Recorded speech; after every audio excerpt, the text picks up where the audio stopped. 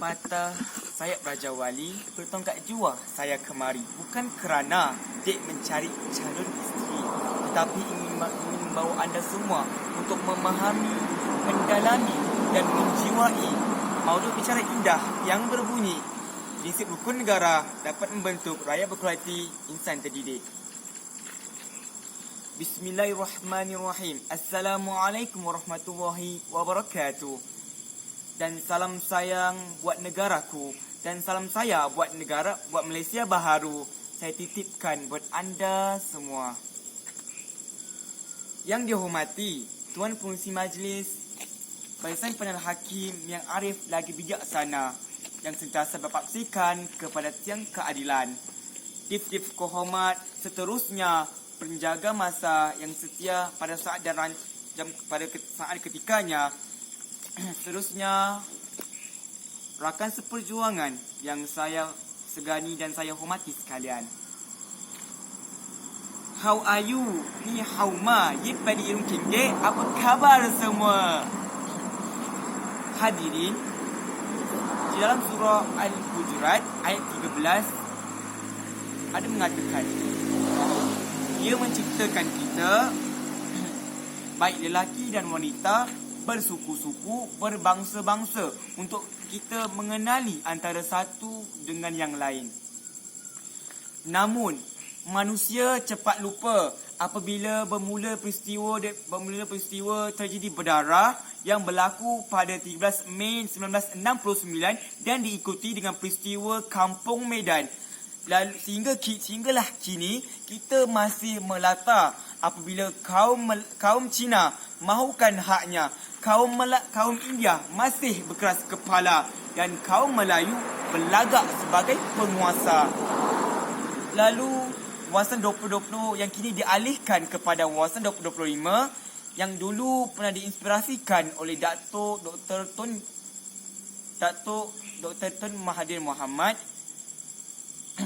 akan direalisasikan oleh siapa?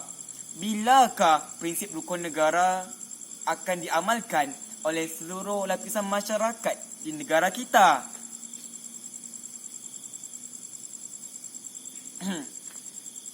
Ingat, masa tidak akan menunggu kita. Bangkitlah anak bangsa, anak muda, kita ubah Malaysia. Oleh itu, molek benarlah jika pada hari ini anda duduk semeja dengan saya, kita bincangkan semula prinsip rukun negara dapat membentuk rakyat berkualiti, insan terdidik. Hadirin hadirat sekalian, pada malam yang indah ini, saya Muhammad Daniel Haziq bin Anwar akan membincangkan dua prinsip rukun negara yang berteraskan kepada prinsip yang kedua dan prinsip yang ketiga, iaitu kesetiaan kepada raja dan negara dan keluhuran perlembagaan. Malaysia merupakan sebuah negara yang mempunyai masyarakat yang berbilang kaum seperti kaum Melayu, kaum Cina, India, Iban, Kadazan Dusun, Bidayuh dan sebagainya, yang mempunyai nilai hidup sosial kebudayaannya dan adat resam yang tampak berbeza. Ini menyebabkan perpaduan agak sukar dicapai kerana mempunyai kepercayaan yang berbeza-beza. Oleh sebab itu, kita memerlukan sesuatu yang dapat mengeratkan hubungan sesama rakyat bagi menjamin hidup aman dan damai di bawah pemerintahan di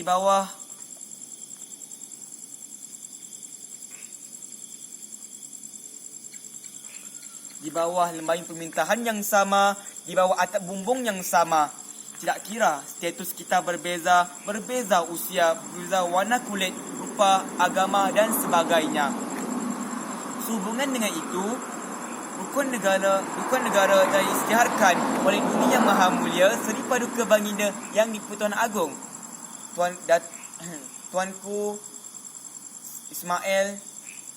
Tuanku Ismail Nasruddin Shah pada tanggal 31 Ogos 1970. Tujuan rukun negara ini ditubuhkan adalah untuk menjamin keharmonian negara, perpaduan kaum dan keamanan negara.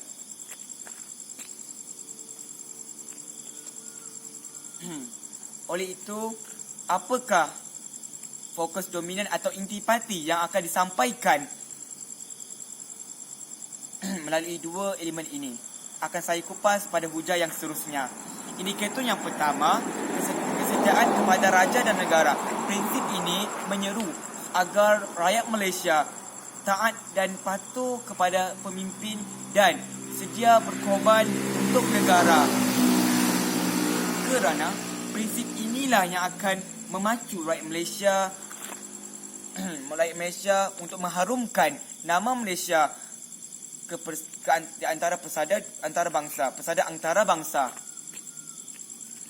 Rakyat yang bersemangat seperti inilah yang akan bersungguh-sungguh untuk memajukan negara Malaysia, tak kira walau apa pun cabaran, onak duri dan segalanya pasti akan dapat ditepisnya. Seterusnya, kita beralih kepada perspektif yang kedua, iaitu indikator yang kedua, keluhuran perlembagaan.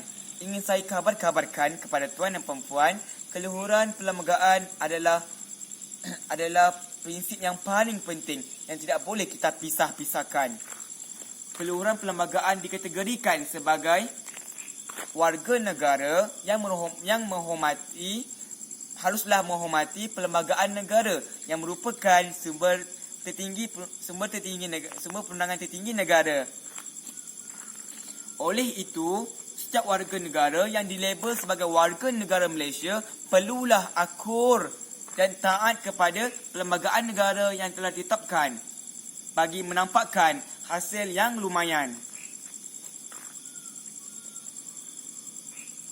Sebagai penghias bicara akhir, bulat hati kerana muafakat, bulat air kerana pembetul, bulat hati kerana muafakat. Yang ringan sama kita pikul, yang berat sama kita jinjing. Yang berat sama kita pikul, yang ringan sama kita jinjing. Hati gajah sama kita lapar, hati kuman sama kita cecah. Inilah amalan rakyat Malaysia yang sentiasa berpandukan kepada ideologi negara untuk membentuk model insan yang berkualiti. Dengan perpaduan yang erat dan kukuh, inilah saya percaya bahawa Malaysia mampu duduk sama rendah, berdiri sama tinggi dengan negara-negara maju di luar sana. Umat berpecah, umat yang kalah, umat bersatu, umat yang padu. Tautan mesra, tautan ukra, ukra jadikan kita tak akan musnah. Janganlah kita cakap tentang bersatu dan berpadu.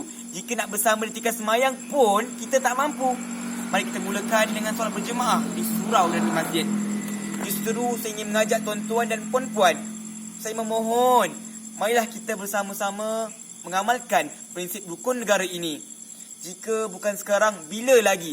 Tepuk dada, tanya selera. It's all about your mind. Wabillahi taufiq wal hidayah. Wassalamualaikum warahmatullahi wabarakatuh. Macam